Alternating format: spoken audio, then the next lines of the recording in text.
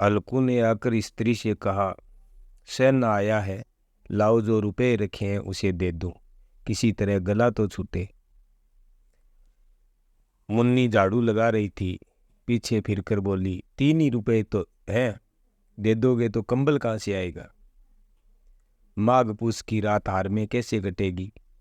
उससे कह दो फसल पर दे देंगे, अभी नहीं। हल्कू एक क्षण अनिश्चित दशा में खड़ा रहा।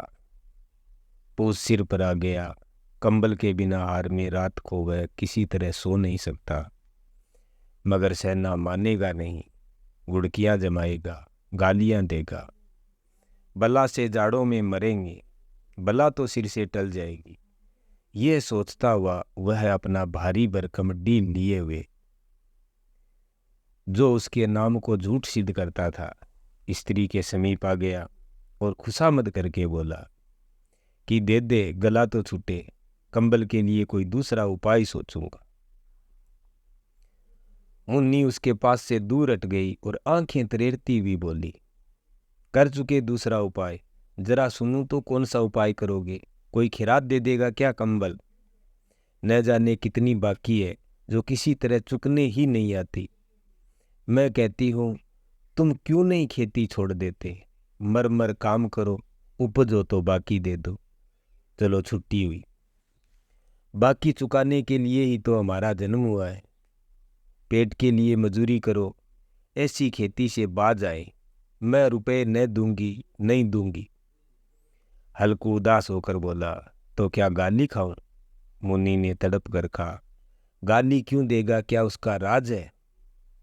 मगर यह कहने के साथ ही उसकी तनी हुई बोहें ढीली पड़ गई। हल्कू के उस वाक्य में जो कठोर सत्य था, वह मानो एक भीषण जंतु की भांति उसे घूर रहा था। उसने जाकर आले पर से रुपए निकाले और लाकर हल्कू के हाथ पर रख दिए। फिर बोली, तुम छोड़ दो अब की इसे खेती।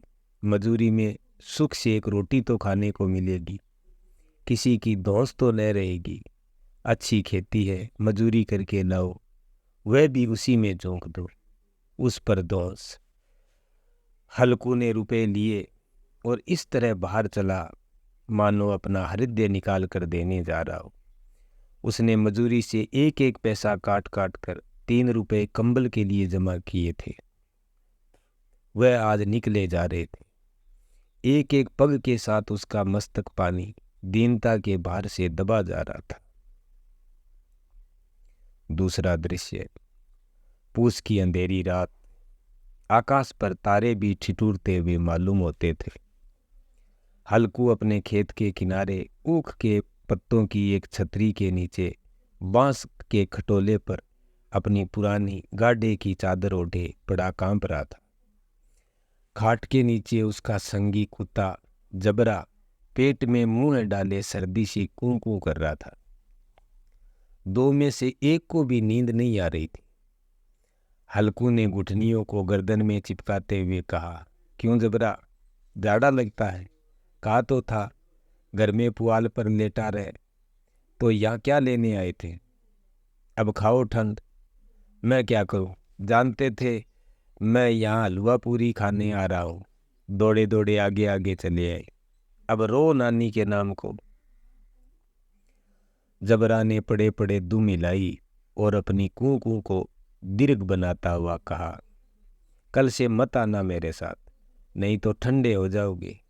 और यही रान पछुआ न जाने कहां से बर्फ लिए आ रही है। उठो, फिर एक चिलम भरो, किसी तरह रात तो कटे। 8 चिलम तो पी चुका, ये खेती का मजा है। और एक भगवान ऐसे पड़े हैं जिनके पास जाड़ा आए तो गर्मी से घबराकर भागे। मोटे मोटे गद्दे, लिया, कंबल, मजाल है जाड़े का गुजर हो जाए। तकदीर की खूबी, मजूरी हम करें, मजा दूसरे लूटें। हल्कू उठा, गड्ढे में से जरा सी आग निकाल कर चिलम भरी। जबरा भी उठ बैठा। हल्कू ने चिलम पीते हुए कहा, पिएगा चिलम? जाड़ा तो क्या जाता है, हाँ जरा मन बहल जाता है। जबरा ने उनके मुंह की ओर प्रेम से छलकती हुई आंखों से देखा।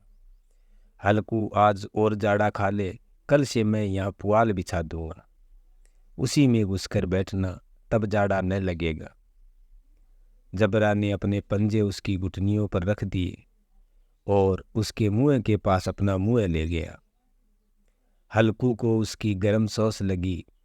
चिलम पीकर हल्कू फिर लेटा और निश्चय करके लेटा कि चाहे कुछ हो अब की सो जाऊंगा। पर एक ही क्षण में उसके हृदय में कंपन होने लगा। कभी इस करवट लेटता, कभी उस करवट, पर जाड़ा किसी पिशाच की भांति उसकी छाती को दबाए हुए था। जब किसी तरह नहर आ गया तो उसने जबरा को धीरे से उठाया और उसके सिर को थपथपाकर उसे अपनी गोद में सुला लिया। कुत्ते की देह में जाने कैसी दुर्गंध आ रही थी, पर वह उसे अपनी गोद में चिपटाए हुए ऐसे सुख का अनुभव कर रहा था जो इधर महीनों से उसे न मिला था। जबरा शायद ये समझ रहा था कि स्वर्ग यही है, और हल्कू की पवित्र आत्मा में तो उस कुत्ते के प्रति घृणा की गंध तक न थी। अपने किसी अभिन्न मित्र या भाई को भी वह इतनी ही तत्परता से गले लगाता। वह अपनी दीनता से आहत न था जिसने आज उसे इस दशा को पहुंचा दिया। नहीं, इस अनोखी मैत्री ने जैसे उसकी आत्मा के सब द्वार खोल दिए थे और उनका मन एक एक अणु प्रकाश से चमक रहा था। सहसा जबरा ने किसी जानवर की आहट पाई। इस विशेष आत्मीयता ने उसमें एक नई स्फूर्ति पैदा कर दी थी जो हवा के ठंडे झोंकों को तुच्छ समझती थी। वह झपट कर उठा और छपरी से बाहर आकर भौंकने लगा। हल्कू ने उसे कई बार चुमकार कर बुलाया, पर वह उसके पास न आया। हार में चारों तरफ दौड़ दौड़ कर भौंकता रहा। एक क्षण के लिए आ भी जाता तो तुरंत ही फिर दौड़ता। कर्तव्य उसके हृदय में अरमान की भांति ही उछल रहा था। हल्कू की जाड़े की रात कैसे गुजरी और जबरा ने हल्कू की क्या सहायता की, जाने अगले वीडियो में। धन्यवाद।